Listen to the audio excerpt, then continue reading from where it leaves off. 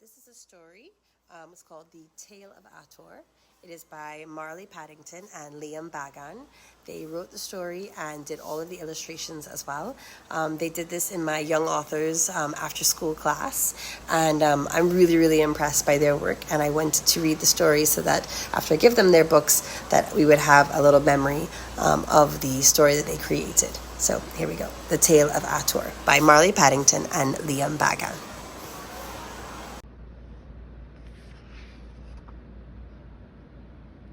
Chapter 1. Reader, I will tell you a story of an unknown land of mystical dragons and devious devils. One dark day in Duchy of the devils invaded. Thankfully, there was a hero, and his name was Attor. He was courageous and powerful, and he scared the devils away. Reader, I will now tell you a story of how it all began. In a desert land, a dragon named Attor, the one I told you about, was born. He was gifted with the bite of venom. It was a powerful gift, and he knew he had to use it wisely.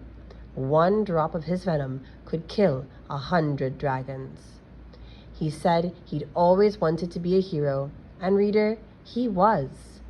He told all the other dragons that he would fly to get food, as there was very little food, and the dragons were hungry and starving. He flew over 10,000 miles away from Duchy of the Devils. Then he fell and blacked out.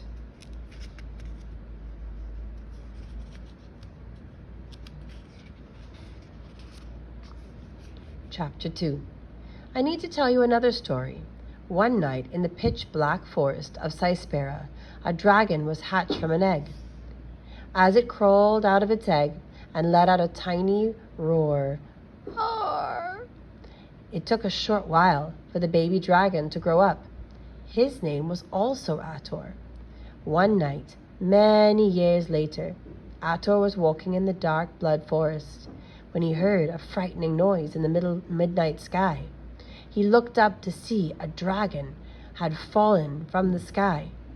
Attor immediately flew to catch him, but he missed the dragon and it fell down hard on the ground. Shortly after, the dragon began to wake up. "Where am I?" he groaned. I began to explain everything that I saw from the moment I heard the sound in the sky. Let me introduce myself. I am Attor of Cyspera. Welcome to my realm. May I ask your name, dragon? He asked curiously. You may not believe me, but my name is also Attor. You can call me Attor D. I am from Duchy of the Devils. Now, reader, this might be where you're confused, but Attor D is from the beginning of our story. After a short pause to think over how odd it was that their names were so similar, the two dragons sat down to discuss their lives and where their lives had taken them. Chapter 3. The two dragons had fallen asleep in a nearby cave. During the night, both of them had identical dreams. In their dreams, they had visions of their lives before they were born, when they were just an egg. They saw each other together in the same egg, and they remembered hatching, and then this feeling of being pulled apart. They saw the space between each other get bigger and further away, until they could no longer see one another. One stayed inside Cyspera, and the other, Attor D, was taken away to Duchy of the Devils. Like most terrifying dreams, they both woke up as fast as a bolt of lightning. They looked at one another and immediately knew they were brothers. Not just brothers, but twin brothers, separated at birth. The two dragons spent most of the morning talking about their dream and how crazy it was that they were twins. They were so happy to have found their way back to each other. They knew from now on everything would be different. They were having a great time until Attor D remembered his dark secret. His father was the evil dragon Minotaur, who ruled Duchy of the Devils. As he began telling Attor S about his father, he heard the sound of wings up in the sky. "Oh no, the devils have found me!" said Attor. "We must run, run, run," he said hastily. Chapter 4. Attor cried out, "We have to find shelter!" But it was too late. The devils had already found them. 2 of the devils turned and began flying back to Duchy of the Devils to tell their master Minotaur, "You see, reader, the devils have been looking for a new place to live.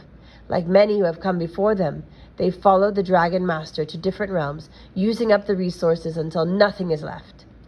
Soon after the devils' spies arrived back to Duchy of the Devils, they told the dragon master what they had seen, or more specifically, whom they had seen. "Go after them, hunt them down, and kill those Attor twins," he commanded. "Attor twins?" said the smallest devil curiously. "Is that a new brand of milk?" he said.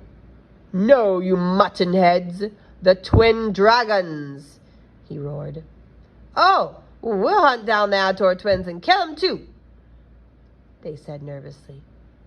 Then they quickly flew off back to where they had first spotted them. They took a short while to relocate the twins, but eventually the devils found them and tried to attack. However, they were no match for the Attor twins and their fierce venom. They beat the dummies and tied them to a tree. Attor threatened the devils and made them spill the location of the Dragon Master's secret lair. Both Attors were ready to set out and fight the Dragon Master once and for all.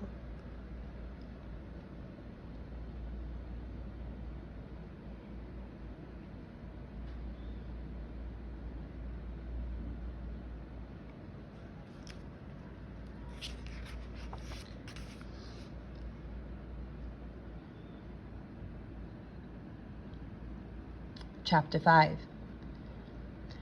Their father was the most powerful dragon in all of the 3 realms.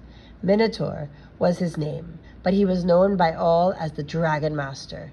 The twins knew they could not defeat the Dragon Master alone, so they went off to gather a dragon army.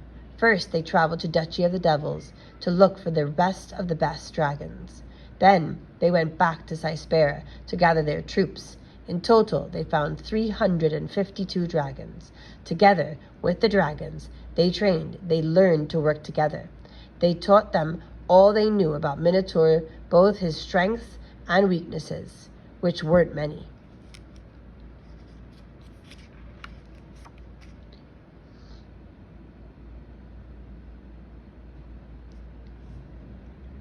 Chapter 6. Reader, it was time. The day was here, and they were ready to fight for their lives. This was the start of the greatest battle of all time. Minotaur had an army of his own, much bigger than the Attor twins could ever imagine. When they arrived, they were in the Hall of Skulls. This, reader, is where the battle would begin and end. The hall was quiet, eerily quiet. When they heard the slow, low roar of Minotaur's army, they came running into the hall. Both armies fought for many days and nights. The Attor twins looked everywhere for their father, but there was no sign of him. Until finally, on the 5th day of fighting, Minotaur came barreling into the hall with magma balls in his hand. He threw the magma balls at the Attor twins, but they saw them coming and quickly dodged them. If they had been hit, they would have been burnt to a crisp.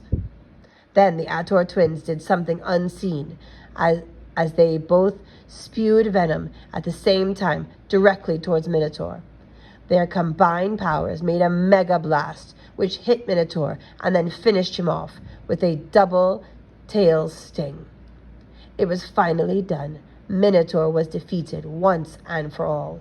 The 3 realms were finally free, and all of the dragons roared in freedom.